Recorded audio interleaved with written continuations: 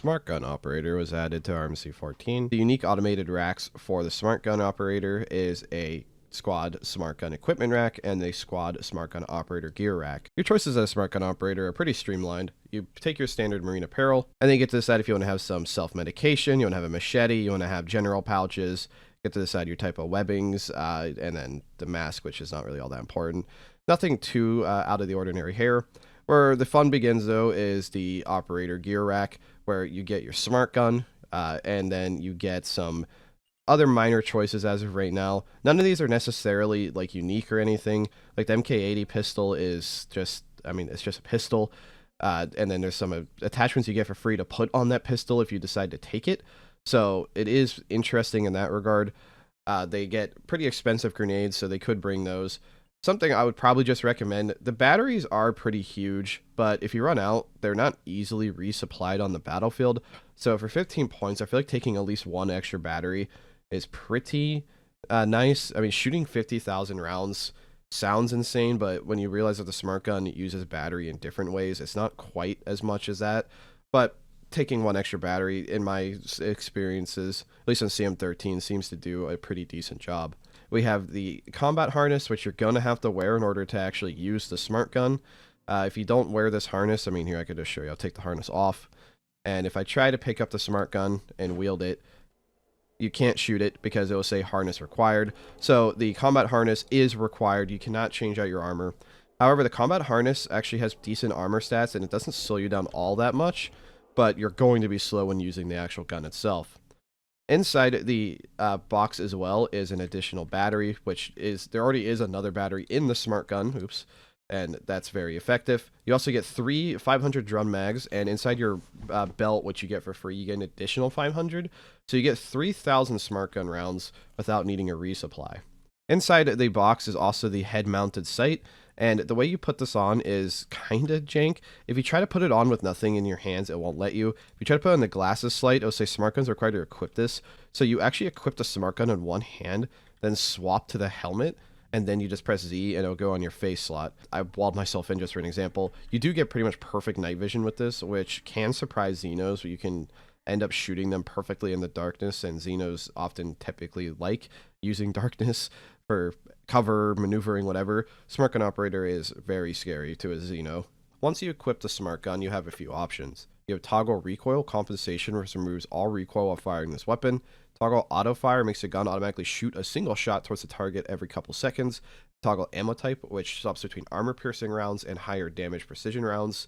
And then Toggle Far Sight, which, just like the Xenos, lets you see about a tile and a half further away. So if I see over there, my mouse is in the middle of a tile, extend it, I can now see a tile and a half further away.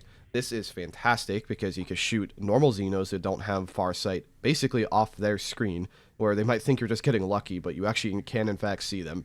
And Smart Gunners aren't frontliners. You don't want to frontline, which I'll get into why you don't want to do that in the first place. In order to shoot the Smart Gun at all, you have to have 2 hands on it. The Smart Gun must be wielded. If you try to use Toggle Auto Fire, it'll still say you need to have the Smart Gun wielded. So no matter what, you must have 2 hands on the Smart Gun in order to actually shoot it. If you were to ever try to drop the Smart Gun, it will automatically snap back in your combat harness, so you never have to worry about dropping it. The Smart Gun does 30 damage a shot with its normal bullets against unarmored targets, and it has a fire rate of 5, meaning that it does a solid 150 DPS if you land every bullet. And before I showcase the Smart Gun in its like raw power, it has IFF capabilities, meaning you can shoot through 1 million Marines in front of you as long as, well, they're identified as a Marine. It is extremely useful, and that is why I say the Smart Gun is not a frontline weapon. Really, in terms of the mechanics of the Smart Gun, there's not too much to talk about. So if I try to mag up without using recoil compensation, the recoil is honestly pretty nauseating. So right now, this isn't completely finished. You do drain battery of the Smart Gun, which if you alt-click the gun twice, you will take the battery out. You can also just right-click the gun, and you'll have eject, and you can take the power cell out. It's hard to know the exact numbers of like how much power you're using. There's no real indication in game that certain actions use more power, but as of right now, to keep things very simple, the only thing that actually uses more power for the Smart Gun is the recoil compensation. But I wouldn't recommend using the Smart Gun without the recoil compensation because I just feel like it gives you a headache. It's kind of like a convenience thing. It's like, do you want to have your screen shake constantly and like literally have eye strain, or do you want to waste some battery that you could just replace and not see? So when you turn on recoil compensation, it literally has zero screen recoil. So I would never use a smart gun without this. Even if it's a little more effective to just deal with the visual recoil, it's not worth the eye strain. Every other ability, though, does not use additional battery of the smart gun, so you really can just shoot thousands of bullets without worrying about it too much. You can always shift click your gun to see how much charge you have left on your battery and how much ammo you have left. So knowing the exact numbers isn't that big of a deal. Just turn on recoil compensation and know that you're going to have to swap out your battery after a few thousand shots. That's really it. The auto fire is interesting. Makes your gun automatically shoot a single shot towards an enemy or target every couple seconds. It only works if you're facing them, so it can like try shooting sideways sometimes. It's not exactly perfect because you can't like look diagonal in this game. So it really just does that. You can move, and you move real slow when the smart gun's wielded, but it is basically like a little aimbot. You kind of turn into a living turret. In CM13, this does take a decent bit of additional power per shot, but as of right now in RMC14, it doesn't do anything extra. So I don't see any reason not to just have this on, I guess, unless like you have the normal bullets toggled on and you're shooting at armor target.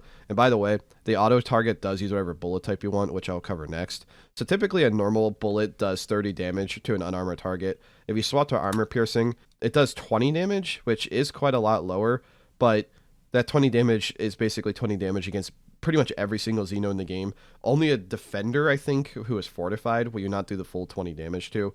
So it becomes really simple to figure out which Xenos you want to use armor piercing against, which I will showcase now. So just to give a very quick visual representation, these are the only Xenos that you actually want to shoot with not the non-armor piercing bullets.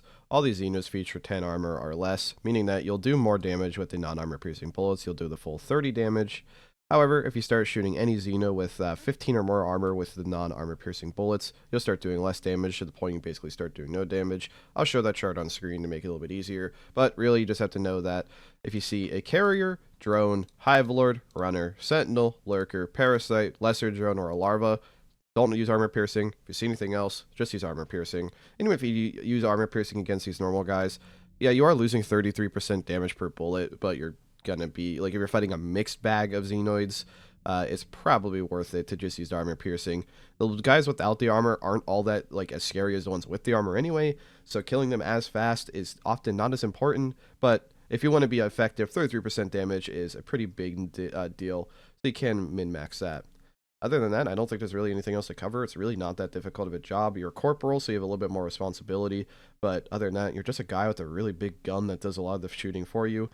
Play your mid lines, shoot through your teammates, and try to focus on just suppressing the xenoids.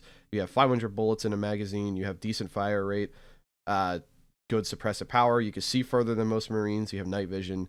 Use your strengths, do not get caught on the front line. Losing a smart gun is a really bad thing to happen. There's only 4 of you total if all 4 positions have the smart gun, so be very careful.